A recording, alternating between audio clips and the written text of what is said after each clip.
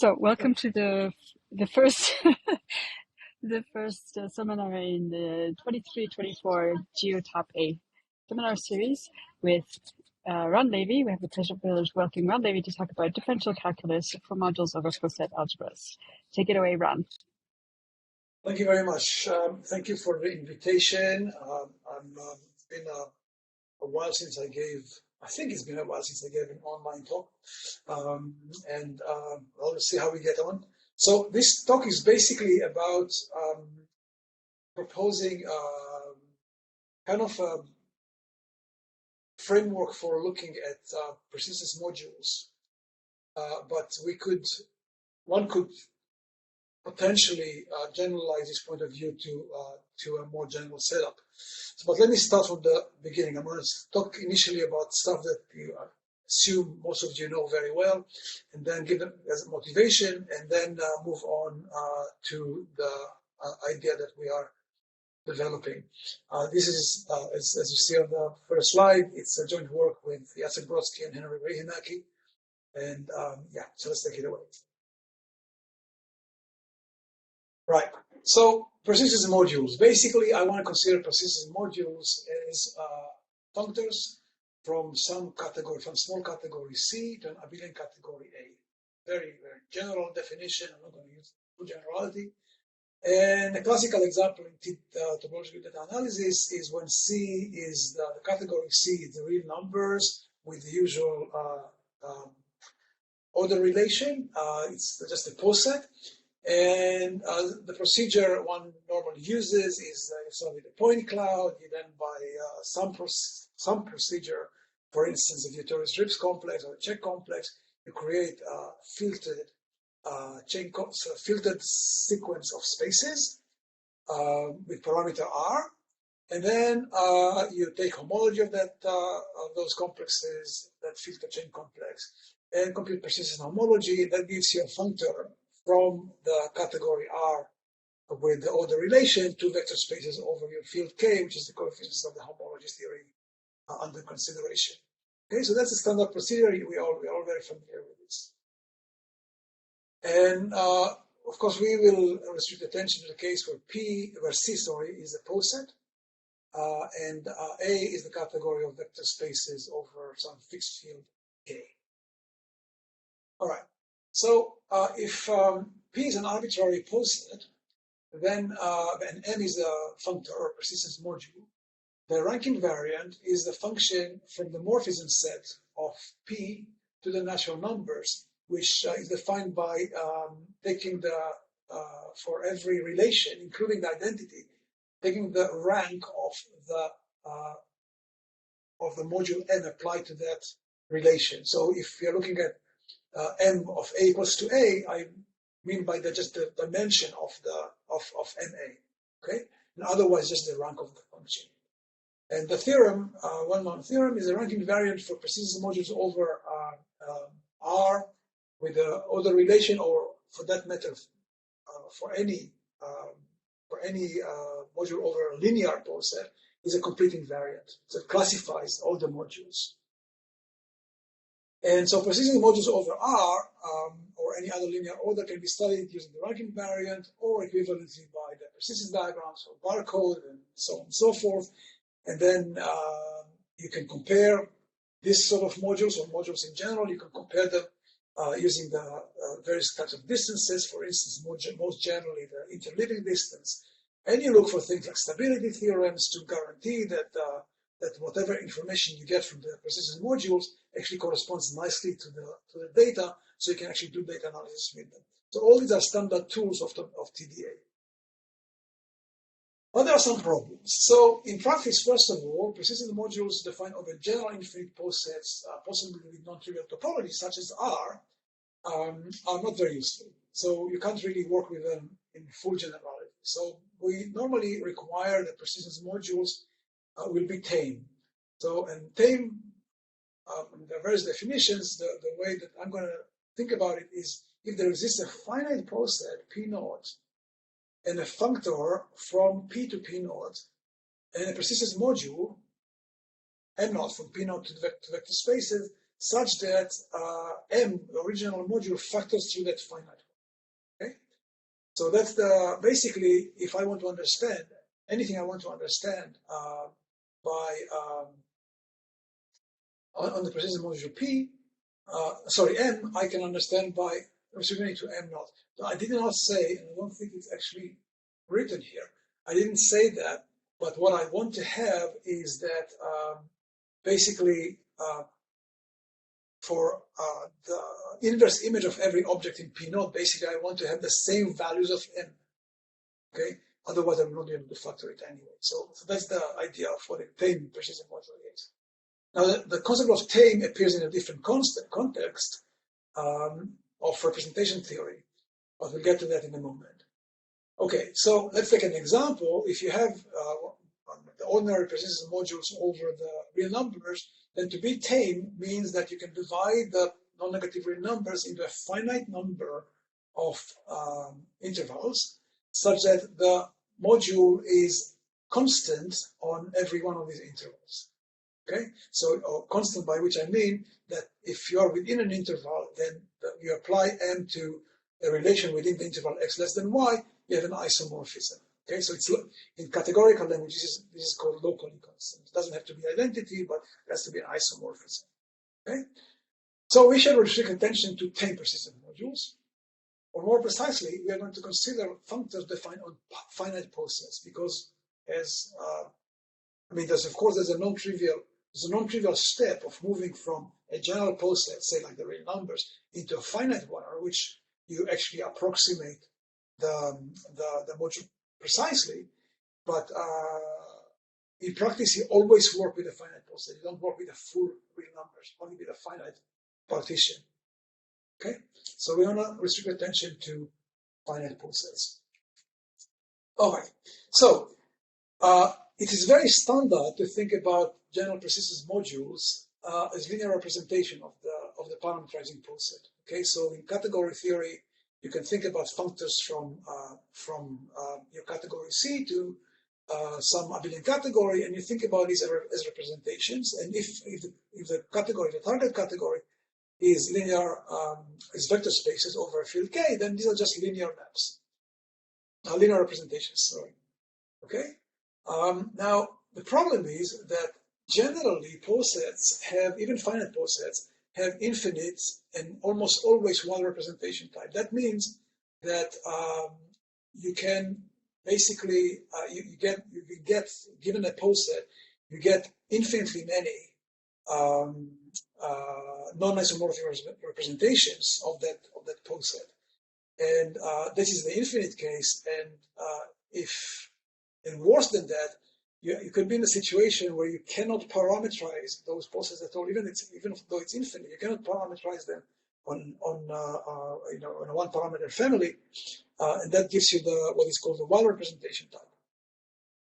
So classification is hard in the infinite case, and it's hopeless in the wild case, and that's a problem which is well known and very seriously treated, even in the representation theory of groups. The modular representation theory of groups, of finite groups, faces the same problem, and there are all sorts of ways that people are trying to find to get around that problem in representation theory. And here is an example. So this example is going to repeat later on. Look at this poset that you see here. Ignore the K's for the moment, but the poset is just these 4 bottom objects and then 1 top object. And so if you associate K to every one of the bottom objects in K squared, K plus K, to the top one, insist that every morphism is rank exactly 1, then there are infinitely many non-isomorphic modules of that type. Okay? This is an infinite representation type. It's still the easier kind of representation type, except when finite, because you can still parameterize all the representations by a one parameter family, which is not the wild case. Okay, so it's a complicated problem, but it's not unsolvable in this case. In general, it's very difficult, close to unsolvable. I notice also that they have all these modules. We have essentially the same rank invariant because the rank is always 1. Okay. So in some sense, they kind of all look the same, but there are infinitely many non-isomorphic. Very well known example in the study. Okay, so what do? We want to understand general, even tame, persistence modules. Okay, um, what can we do? Well, so we can study spatial posets. For instance, here Aukas in company studied small ladders and zigzags posets and produced some very nice results about those. These are special posets. You can also try to take a more general poset and try to approximate them by linear posets. One sample work on that in that direction is by Kate Turner, where you actually look at the general poset over in Rn, and you try to approximate it by lines through that poset, and so you get a one parameter, a single parameter persistence module for each one of these lines, and you try to ask the question how many lines such as you need to understand the full picture. Okay. Okay. Well, we came up with a different approach, and our approach is to try local analysis, and that is inspired because we are working with posets. It's inspired by discrete calculus on weighted diagrams. So that's where actually my explanation of the actual project starts. Okay. So let's just first of all start with asking the question, what is calculus on a graph? Okay, so start with a discrete gradient. Okay, if you let G be a directed graph, a digraph with vertices V and edges E, consider the functions from V to R and from E to R. These are vector spaces over R. And then you can define the gradient, nabla, from RV to R, out to the V to R to the E by taking nabla of F, evaluated at E as F at the target of E minus F at the source of E. Okay? And, but I mean, the one observation here is that we are going to work with functors which associate with a vertex a vector space. And so one thing that we'll have to have is a way to subtract vector space if we want to do anything along the lines of imitating this sort of thing. Okay? So, right. So for that, we need the Grothendieck group or the Grothendieck ring. So if P is a finite poset and K is a field, we can consider a category of functors from P to vector spaces. And it's if the category is finite, if the poset is finite, then that is equivalent as a category, the category of modules over the poset algebra KP. So we could use you can use the word a P module or a KP module for a functor or an ordinary module over the poset algebra. There's a well-known correspondence. Okay. So we call it category KP module because of that. All right. So the Grothendieck group, Grothendieck of KP, is the quotient of the free abelian group generated by the isomorphism classes of persistence modules, okay, M in KP mod. And the only relation is that if you look at the class of M plus N, right, the class of M plus N, the direct sum, is the same as the class, the addition of M, the class of M and the class of N. All right? That gives you the structure of an abelian group. And tensor product of modules over K, not over KP, but over K, makes the Grothendieck group into a ring, right? And it's a very nice construction because, for instance, if you have a map of posets from P prime to P, you get an induced map from P modules to P prime modules, okay, by restriction. And so that gives you a homomorphism, a ring homomorphism from Grothendieck of KP to Grothendieck of KP prime. Okay, any questions so far?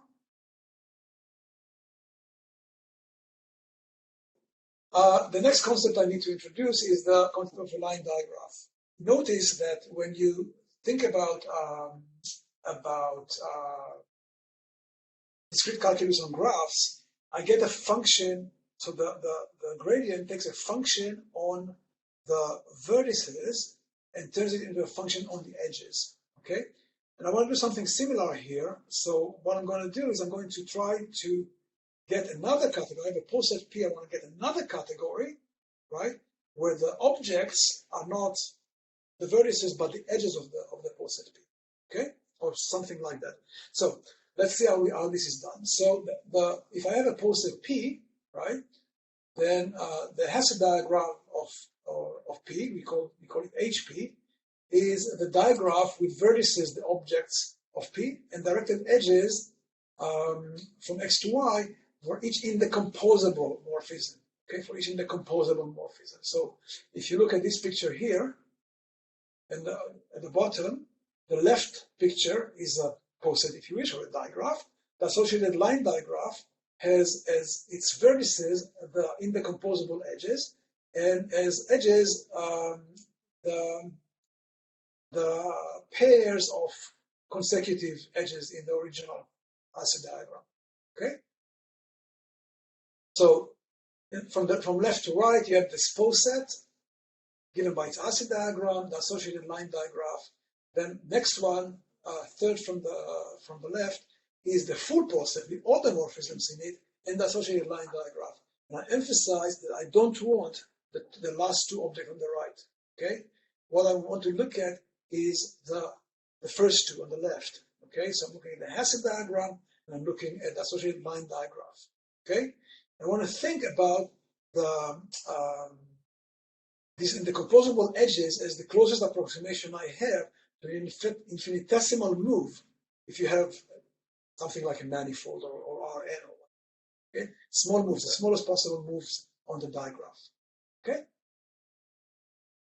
right.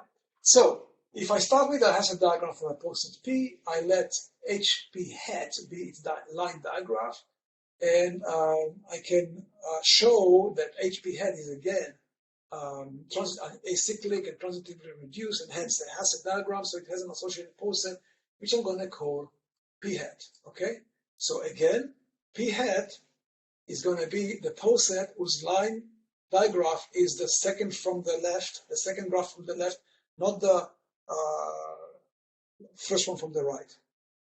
All right?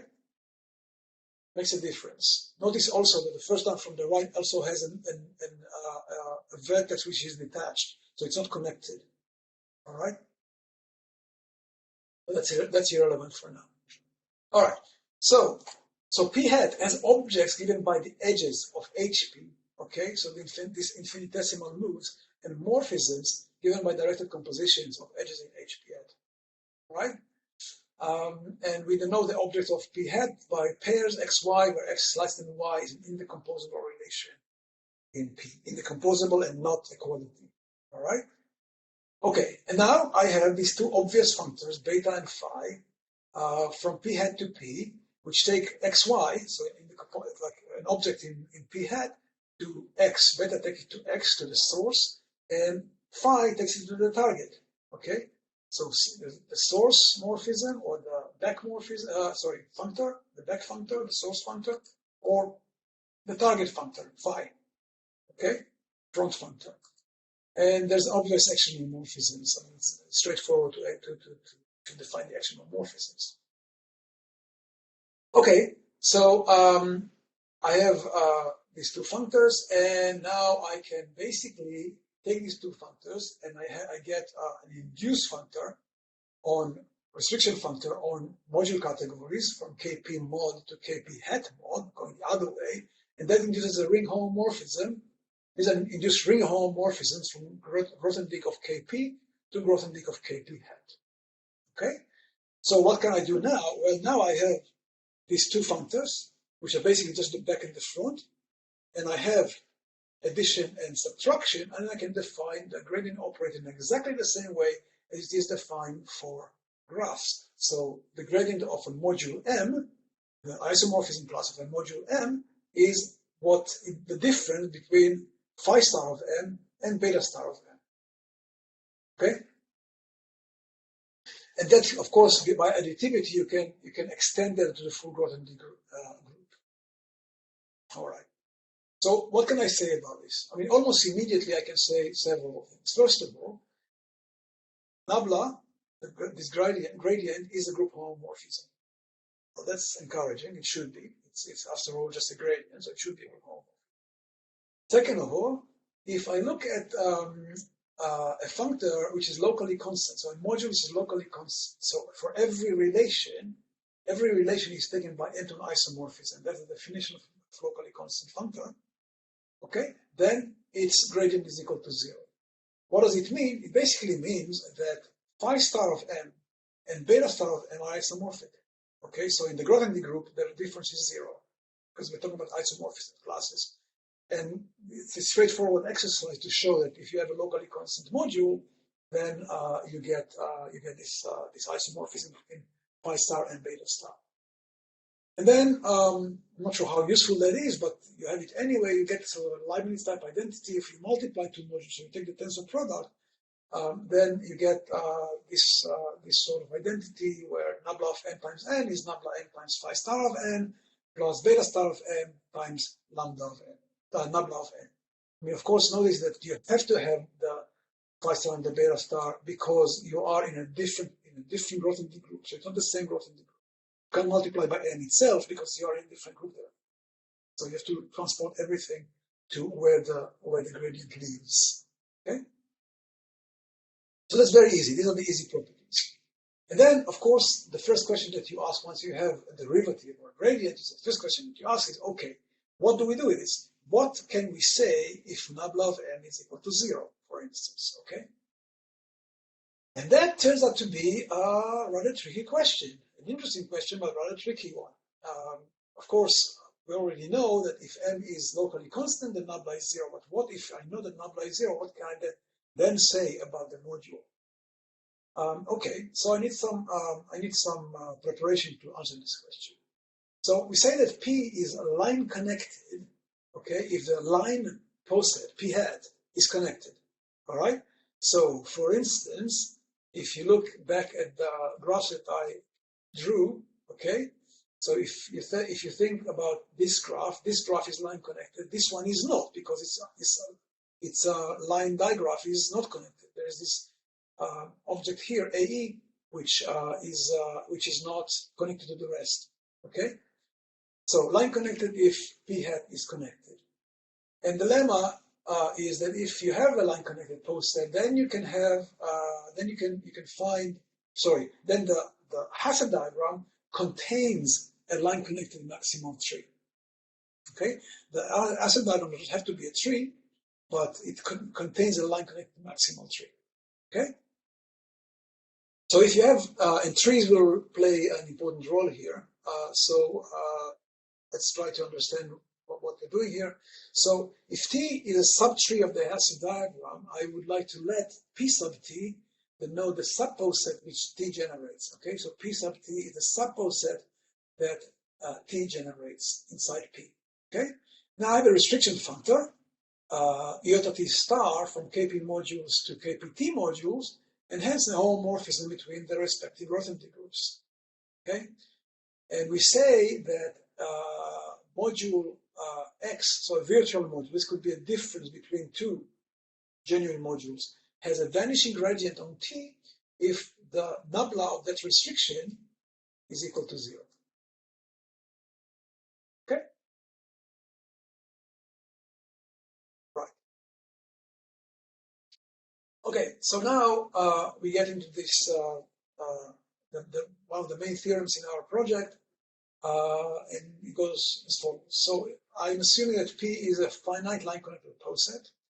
I choose a tree, T in HP, in the Hasse diagram, which is line connected. It's a line connected subtree. Okay, it could be the entire Hasse diagram, but it doesn't have to be.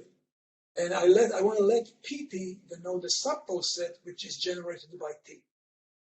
Okay, and then take M in KP mod, and I assume that it has a vanishing gradient on the tree. So in other words, it has the gradient of M restricted to PT is 0. Okay, so MT is the restriction, and so I'm assuming that the gradient of MT is 0. Okay, then I have the following statements. For any two, so statement number 1 is for any two objects in PT. Notice that T may be a maximal subtree, in which case this applies to all the objects. So for every two objects in PT, there is an isomorphism from the value of m on the first one to the value of m on the second one, such that for if u is equal to v, so alpha uu is the identity on the respective vector space, and then you have composition, so alpha vw composed on alpha uv is alpha uw, which in particular tells you that alpha vw is alpha wv inverse. Okay, I mean, these two together imply that. So that's the first statement. Second oops, what happened here?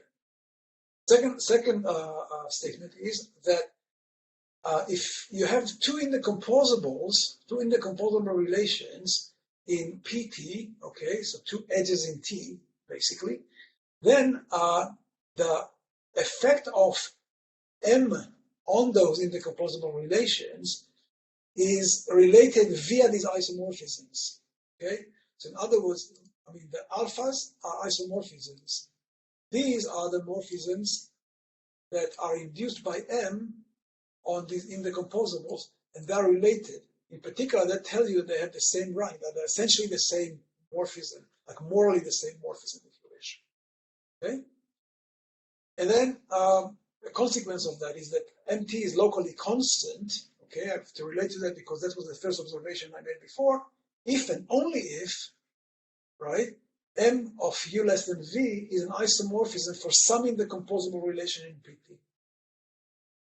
Okay, so again, this follows immediately from this equation, because if one of them is, since they're all related, if one of them is an isomorphism, then all of them are, in which case you get a locally constant. Okay, so a fairly strong consequence of having vanishing gradient, bearing in mind that I could actually apply this to all the objects if I took a line connected maximum tree, which is always possible if P is line connected. And if it's not line connected, take a line connected component. That's not a problem. So it's not really a limitation of the theory. Now, the next question would be, okay, so what are then, if this seems to say that to require that M is locally constant is way too much in order to ensure that the gradient is vanishing. So what makes the gradient vanish? So here's the answer to that. If M is a KP module such that for any indecomposable relation U in less than or equal to V in PT, there is an isomorphism as before, such that the collection of all of them together satisfy 1 and 2 as above, then M is a vanishing gradient. Okay? So basically what this is telling you is to get a vanishing gradient, all you have to have is basically all point modules, all modules on the, vector spaces on the vertices, and all morphisms between them, the indecomposable ones, are morally the same. Morally by means of these alphas. Okay? So you don't get something quite as strong as you get, say, in calculus, where you know that if the gradient is vanishing, then you get a constant function, and any two functions with the same derivative differ from each other by a constant, right? You don't get this here, but you get something which is like, if you wish, a best approximation of that statement. Okay, so notice that I do not now talk, this theorem does not talk about elements in the Grothendieck group. They talk about modules, in other words, genuine modules, not virtual modules. So the next question is, can you extend it to the entire Grothendieck group? That turns out to be quite tricky. So next question is, what happens if you have two modules, M and N, and you have an equal gradient for the two modules, okay? So if you define X to be the difference between them, this X will have a vanishing gradient on the tree or over the entire module, doesn't it? So nice question, and this brings us back to thinking about the rank invariant, because it turns out it's quite difficult or maybe impossible to say a lot more. So this is kind of a question which is still outstanding. So here's the statement. So I'm going to give you the statement and then explain why that statement is actually best possible in some sense. So I want to compare nabla to the rank invariant. Okay, so I'm going to have two observations that I'm going to make here. So we have a finite post set, and M and N are KP modules, and X is the difference between them. So the element in the Grothendieck group, which is the difference of their equivalence classes, and assume that the gradient is zero. Okay. Then for all relations in P hat, okay. So now look, what is that? So these U naught and V naught are related in P by an indecomposable relation, and similarly for U1 and V1. So for all of these relations, now this doesn't have to be indecomposable in P hat.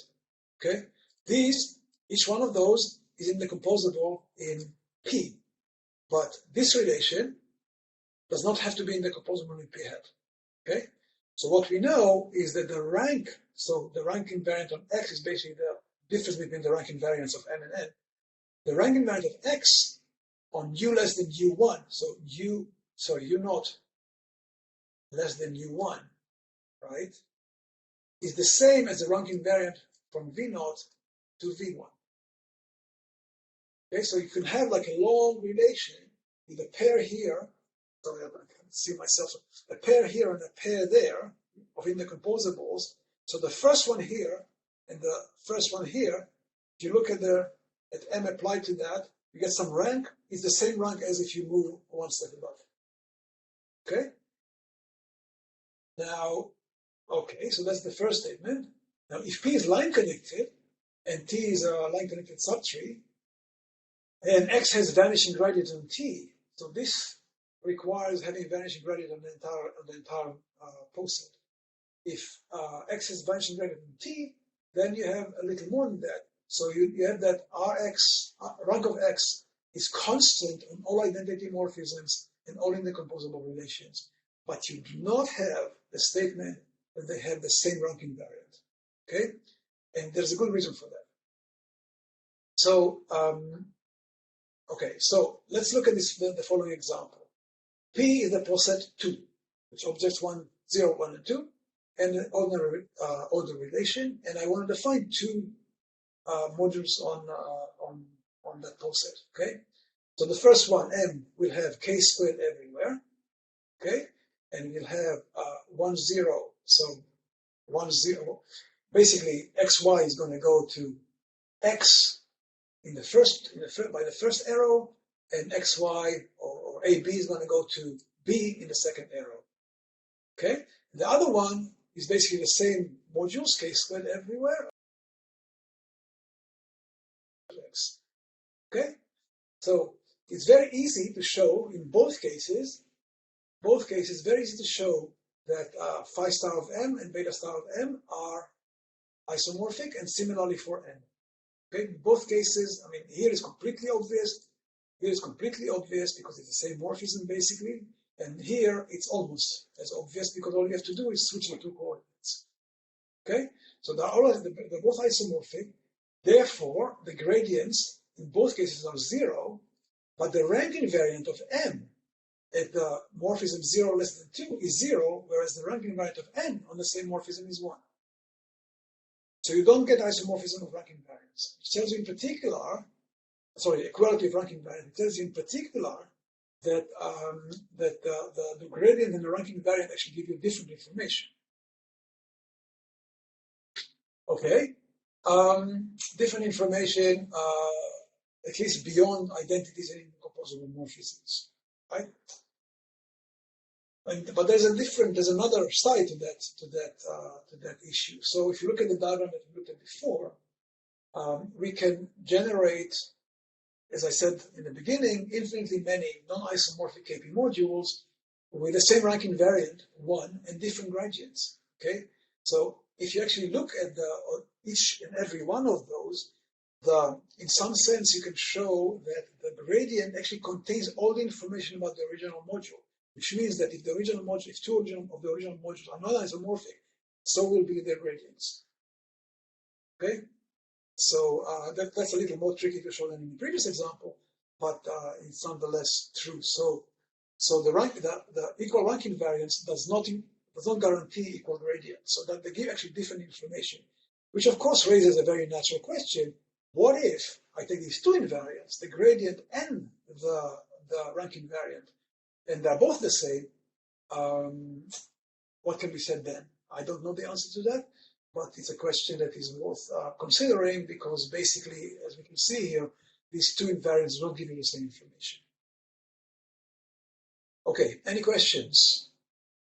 So we have Well, a gradient. I'm a little confused with the rank invariant. Is it so you show in the previous slide, like 2 slides behind. Yeah, the M and N are isomorphic models, right? It is. So the rank invariant is giving you different values for both of them, or yeah, the rank invariant gave me different. They're not isomorphic. M and N are not isomorphic. Okay, so that was my confusion. Okay, so they are not isomorphic, because Not I at thought all. you can change the base in the middle and just give you the same model. You can change the base, yes, but you cannot. You cannot. I mean, just look at the rank invariant. Okay. The rank invariant is different, so they can be isomorphic. Okay. Okay, so Right? that was my confusion. So, okay, so I get it now.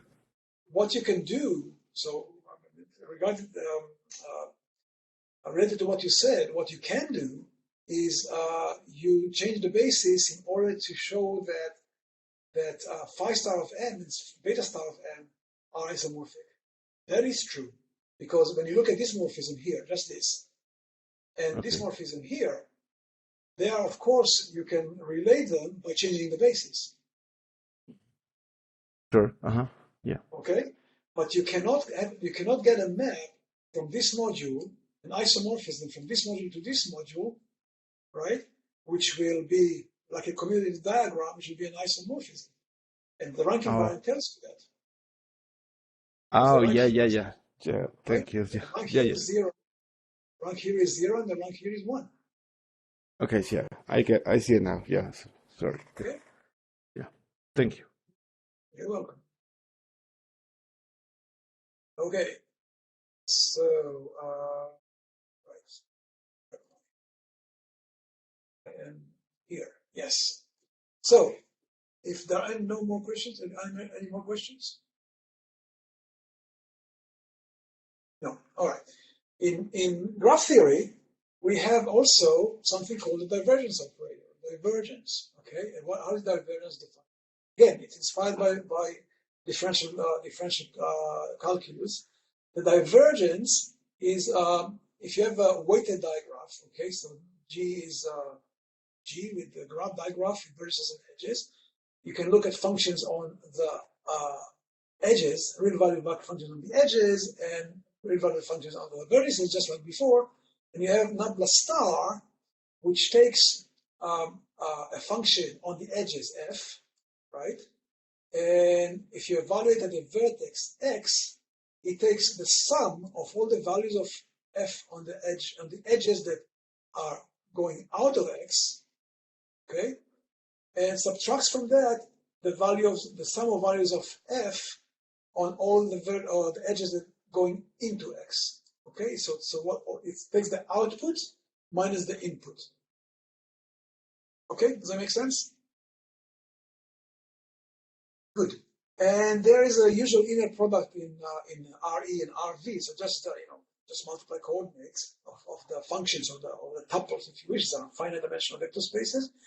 And so you have the inner product, and you can show that with respect to this inner product, if you take the inner product of the divergence of G with F on V, it's the same value as the inner product with respect to E of G and the gradient of F. So the gradient and the divergence are related by these inner products, which of course I'm writing it here where as if nabla upper star is left adjoint to nabla, but inner product is symmetric, so this doesn't really make any difference, and we'll get to that point a little later.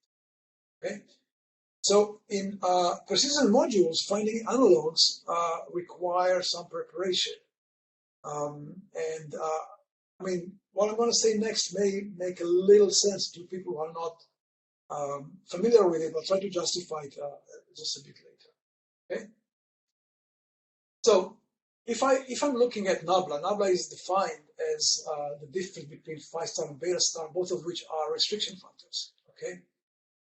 And so I regard them as functors of the functor category from KP mod to KP hat mod. And as such, in general category theory, they have left and right adjoints going the other way. So I have left phi, left beta, and r phi, r beta, left and right adjoint given by the left and right Khan extensions, respectively. Okay?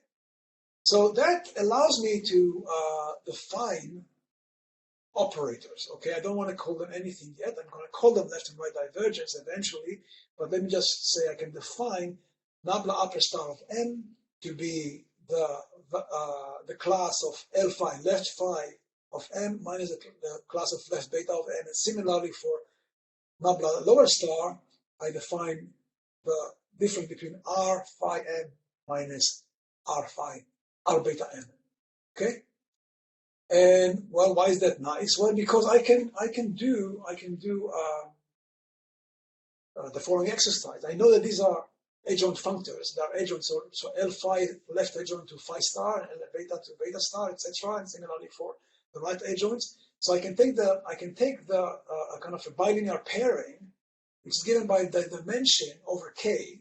We've got to write the dimension over k of the home set or the home group from M to N, homomorphisms as KP modules. So in other words, I'm looking at the vector space of linear transformations between the functors, the functor M and the functor N. Okay, so just a vector space, finite dimensional vector space. And I can extend that to the full Grothendieck group by additivity. All right, so I have this pairing. So pairing with integer values.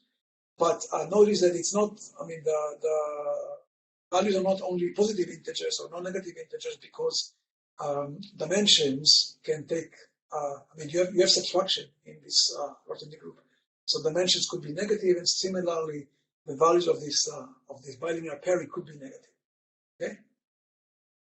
Then automatically, for free, I get that for every module, virtual module in Grothendieck group over KP, and Y in the Grothendieck group over KP hat, I have that the left adjoint, the left divergence operator of Y with X is equal to Y with the nabla of X, the product of Y and nabla of X, and then X with the right divergence is the same as left nabla and Y. So of course this is not symmetric. Okay, it's not symmetric, and it makes you suspect that maybe this is just a bunch of abstract nonsense. Why should that even make sense? Okay, well, let me try to justify that. So, why does it make sense? So we can define, it was actually a very nice exercise to try and answer this question. Why does it make sense? We can define the categorical setup for discrete calculus on digraphs. Okay, so you can turn everything into categories and functors between them.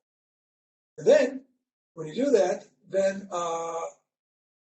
the modules that you associate with vertices in our context, you replace them by integer weights. Okay, and for instance, you can think about modules as not as the modules themselves, but only about the dimension, the point dimension. So for every point in the poset, you have a module, a vector space. There's a dimension which is an integer, so you can think about those integers as weights.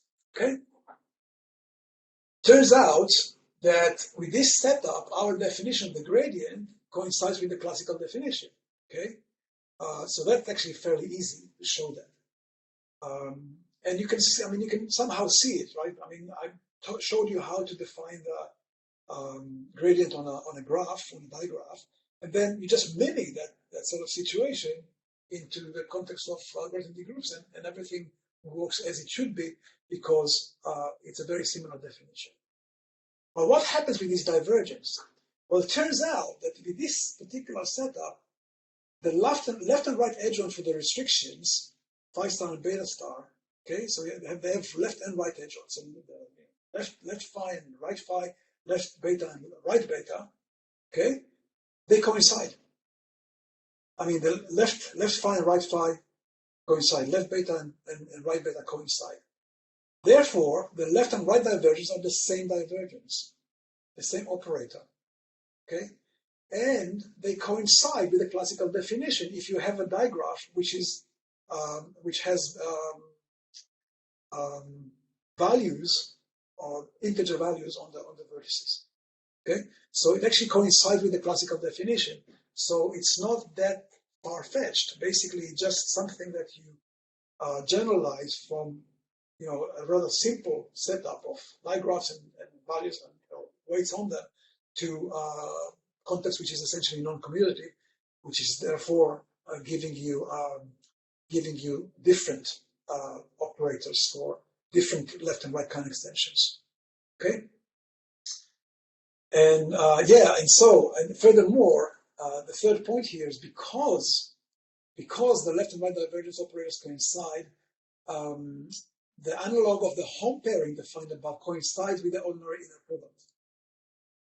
Okay, so ordinary inner product is basically given by multiplying dimension vectors, and that's exactly what happens there, because in that setup, morphisms don't have any. I mean, they don't have a morphism from some real number to another real number, from some integer to another integer. So the morphism kind of lose their meaning, and so the home pairing is just the multiplication pointwise of the corresponding dimensions, and so the home pairing coincides with the inner product. Okay, so in that sense, this is a honest generalization of the situation for us. All right. So Ran, can I ask a question? So does this mean we can think of what you've done as sort of categorification of the usual discrete calculus on a directed graph? Absolutely. Okay. Thanks. Absolutely. I think it's a category. In fact, I think I even put the word categorification somewhere in the slides. But it's exactly that. Exactly that. So I'm trying to categorify everything. And when you do that, you just notice that you're not changing the classical setup that much.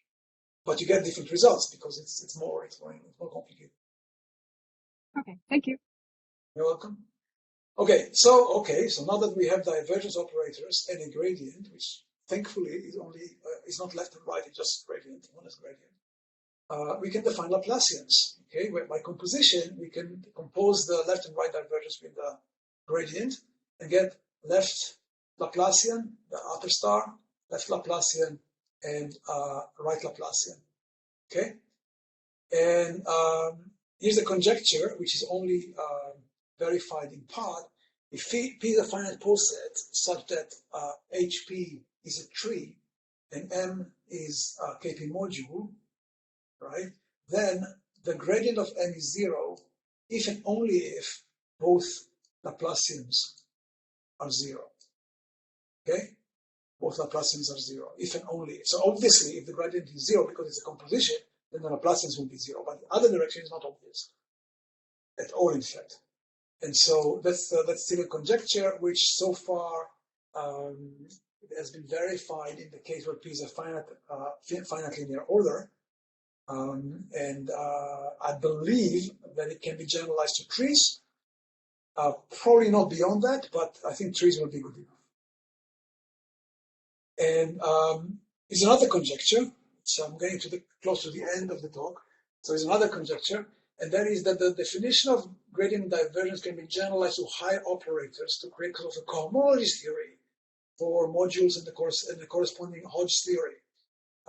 So in that case, the kernel of the Laplacian, the Laplacians, or the gradient, if you wish, would be the zeroth cohomology of this construction, and then there's a whole world of possibilities about what the meaning of higher cohomology groups will be. To do that, I mean, one thing that is obviously not possible is to just repeat the construction. Just repeating the construction is not going to give you a complex, but I think I have a fairly good idea on how to at least start this project and possibly get some new theory for persistence modules in particular, but also for modules over, and possibly for modules over more general categories and process. Okay, so I want to talk about, end by talking about some applications, some easy applications that we found and thought we should include in the paper, which I did not give you a link for. I forgot to do that, but the paper is actually on archive. And if you look up the names of myself, Jacek Brodsky, and Henry Reinacki, or maybe Henry can be kind enough to put this in the chat, put a link in the chat. You can see that he's there. Yeah, so the paper is there. So here's a couple of examples. So the first one is an example which is studied by Hiroaka and his collaborators of ladder modules. So if you're looking at the module of the type, we have many of them, depending on the direction of the arrows. The vertical arrows always go up, but the horizontal arrows can vary, and they can go any way they want. So here's one example of them. If you're looking at anything, any such module, any such pose set with n larger or equal to 4, or larger than 4, then typically these pose sets have wide representation type. Okay? So classification is completely out of the question.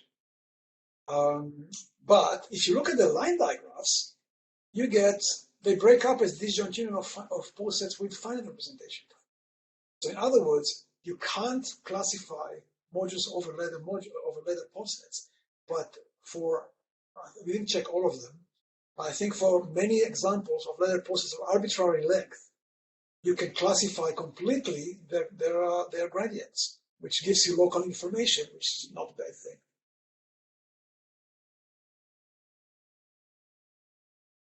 Another example of a different type of ladder module, but I'll leave it at that for lack of time.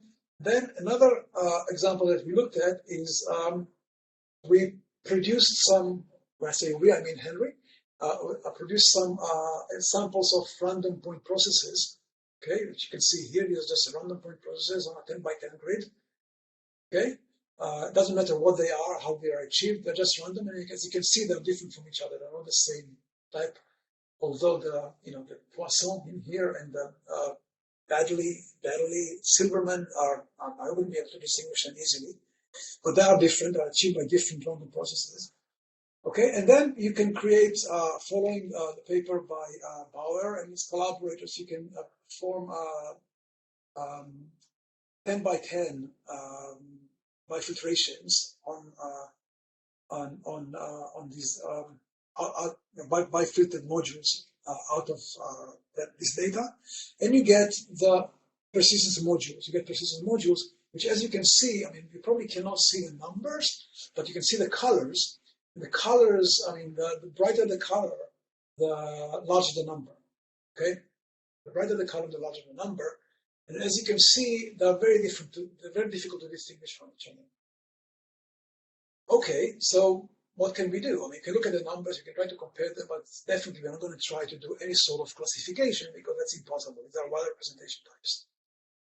Okay, 10 by 10 for sure, wide representation types. So we look at the gradient modules, and lo and behold, they are pretty different from each other. Okay, in particular, the blue regions correspond to those areas where at least the dimension vectors become constant. Okay, because all we're looking at here, we're not looking at morphisms. We could, right? But we're not looking at morphisms within the corresponding gradients because I mean the corresponding line digraph is still wild. But we're looking just at the dimension vectors of the gradients, and as you can see already, they are very different from each other, in spite of the fact that the original pictures are almost the same. Okay. And then with the same data, we also looked at a way of one thing that you can do with the gradients is you can try to follow lines of paths in the line digraphs, the line categories of maximal growth. In this case, we actually looked at maximal growth of the absolute value, not maximal growth of the the module of the numbers themselves, or just the absolute value, and then try to see if you get a different behavior.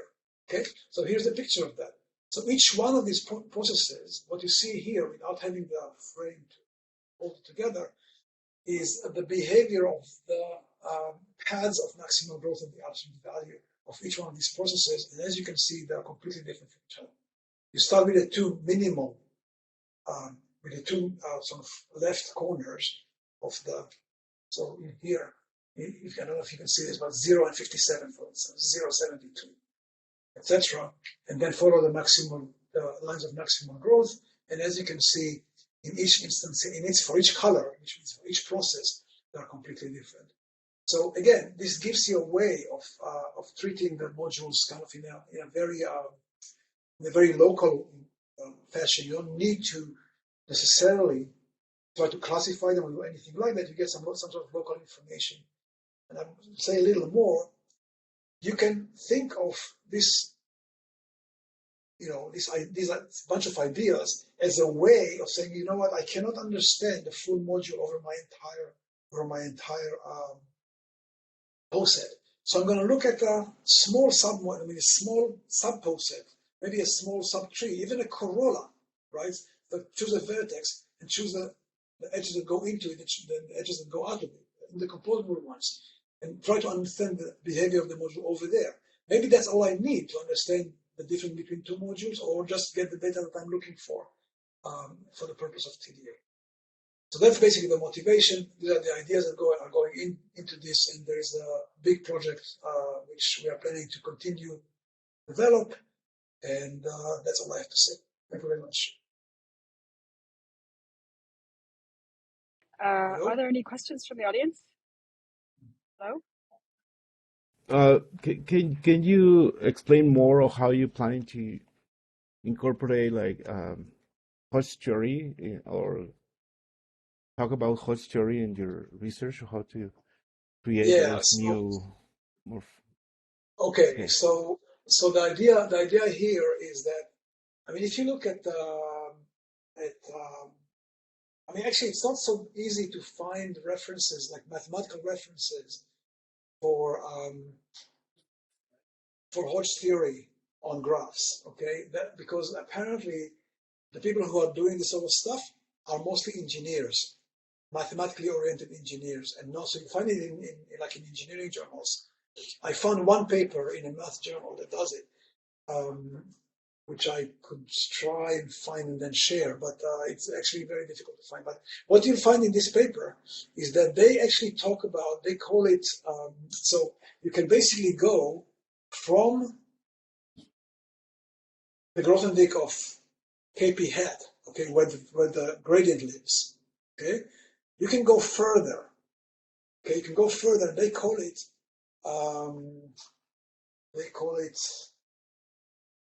curl, okay? So curl is basically going one step further, right? So I'm looking for something like a curl. Now, what is curl really? I mean, the way it's defined, if you look at the paper, the way it's defined is by a difference of, you're looking at, the value at an edge, then plus the value at another edge, and then minus the value in the composition. Right? So that is like taking a boundary operator on a two-simplex, okay, or on the nerve of a category. Now, what's the problem here? The problem here, line diagrams, and you do that on p hat, you're not getting the compositions, because the compositions were never considered as part of the data.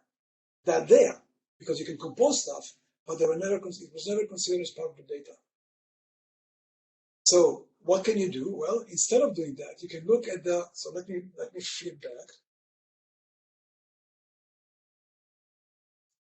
There we go. You can look at the entire process, okay, as the second picture from the right. Okay, here is this line diagram. All right, and I can do exactly the same thing. I can still define a gradient on that, okay, by the same procedure. And the thing is that, as you can see, and I intentionally drew the picture in color so that you can see the original Hasse diagram sitting in the full poset and the line diagram of the Hasse diagram sitting in the line diagram of the full poset. Okay, you can see that. And so you get actually a map between the respective Grothendieck groups. Okay? And so now that in the target you have compositions, and the question that you have to ask is whether the kernel, so the zeroth cohomology, the kernel of the gradient on the setup that I described here is the same as the kernel if you look at the full poset. And I believe the answer is positive. I believe the answer is yes. Okay? So in other words, I can embed our theory, I can embed that in a slightly more general theory, which takes the full poset with compositions, okay, and practically do the same thing. All right. Now that I have compositions, I can actually take, if I have like look at the picture second from the right. So if I look, I can go from A to B and from B to D and also from A to D. Okay, so I can actually define that kernel, and I can go further because I have 3 compositions, 4 compositions, etc. I can go further and further as much as I want, and that'll be the generalization. Now, of course, I haven't changed much the information because the original setup is always there. So these what do you call them? The infinitesimal moods are always there as the decomposables, but I'm not only taking them. And now the question would be, and that should be the tricky part. The question would be, if you now look at the differentials, the derivatives, okay, on one hand, and then the gradient, the divergences going the other way, where the composing sums, the alternating sums back and forth, which should give you the sub thing, which is the cohomology, where this actually works as Laplacians in the Hodge sense. I don't know the answer to that, but that's basically the idea. Oh, thank you very much. Thank you very much. That's a very good explanation. Yeah, it seems very exciting. Yeah, good. Thank you. Any further questions for Ran?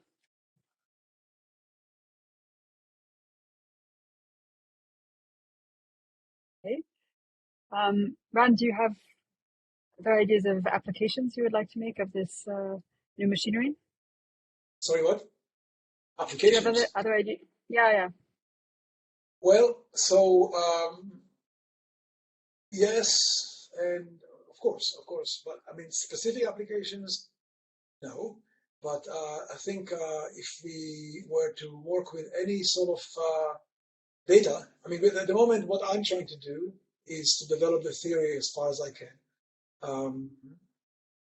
To apply the theory, I think even as it is now, as you saw in the final examples, like even as it is now, I think that we can apply it to, if you have like a 2-dimensional, 3-dimensional, a 5-dimensional module, by which I mean, there are Rn or n larger than 1, or something more complicated, we can always apply this machinery. We don't have implementations yet. That's, we're planning to have them, but obviously I'm not going to be the one to program. But I think once you created the module, and you want to try to understand it, extracting those invariants, these differential invariants out of the module that is existing already, that's straightforward. It's not very difficult at all. The problem is to get any information about the module, and that is what we are hoping to be able to do, at least in part, using these local techniques. Okay, great. Thank you very much. Are there any further questions?